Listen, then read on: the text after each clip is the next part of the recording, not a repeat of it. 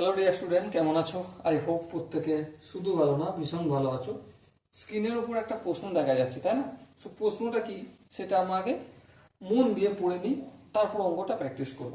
কি বলেছে দেখো, এবিসি ত্রিভুজের এবি ইকুয়াল টু এসি। চলো, এই হচ্ছে আমার এবিসি ত্রিভুজ, ঠিক আছে? এ বি সি, প্রথম লাইনে কি বলে দিয়েছে? AB equal to AC. A B equal to AC মানে এটা সমাধিবাহু ত্রিভুজ। হ্যাঁ ঠিক।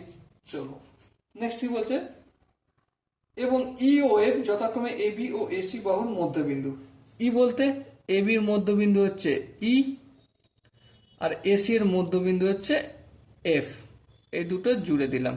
ওকে, আর কি বলেছে দেখো, এডি বিসি এর উপর লম্ব। এডি, এই ডি, এডি লম্ব বিসি। ওকে, এখান পর্যন্ত বুঝলাম। এরপরে দেখো এডিটা বলেছে কতটা? 2√5। এডি ইকুয়াল টু 2√5। এই এখান থেকে এখান পর্যন্ত কতটা? 2√5। ইএফ, এই ইএফটা, এই যে এখান থেকে এখান পর্যন্ত ইএফ, এটা কত বলে দিয়েছে? 4 cm। বেশ, তাহলে এবি এর দৈর্ঘ্য কত?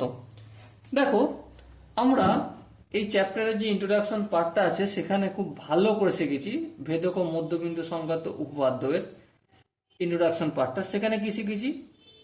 ই F equal to half of BC.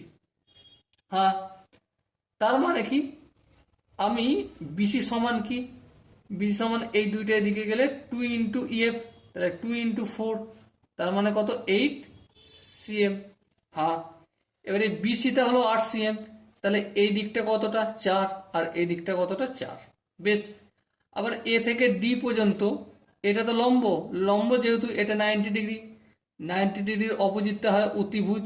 তাহলে আমরা কি জানি? অতিভুজের স্কয়ার মানে এ বি এর স্কয়ার ইকুয়াল লম্ব স্কয়ার। লম্ব বলতে এডি, এডি এর স্কয়ার, লম্ব স্কয়ার প্লাস ভূমি স্কয়ার, ভূমি স্কয়ার বলতে বিডি এর স্কয়ার। লিখতে পারি? হ্যাঁ লিখতে পারি, আমরা এটা পিথাগোরাসের উপপাদ্য থেকে জানি। তাহলে এডি এর ভ্যালু কত? দেখো, এডি এর ভ্যালু হচ্ছে 2√5, 2√5 তার হোল স্কয়ার, প্লাস বিডি এর ভ্যালু কত? বিডি এর ভ্যালু একটু আগে বার করলাম, এই 4, 4 স্কয়ার মানে 16। চলো পরের বারে লিখবো 2√5 এর হোল স্কয়ার মানে কি? 2 দুগুণে 4, 4 5 20, প্লাস 4 4 16।